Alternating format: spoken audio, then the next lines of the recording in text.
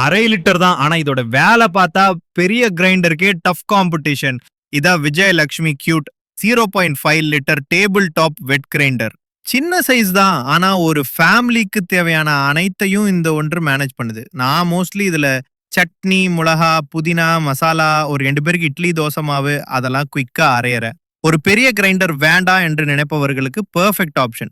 உறுதியான அமைப்பும் இயற்கை கல் அரைப்பும் இணைந்து உணவுக்கு பழமையான சுவையையும் சரியான பதத்தையும் தருகின்றன.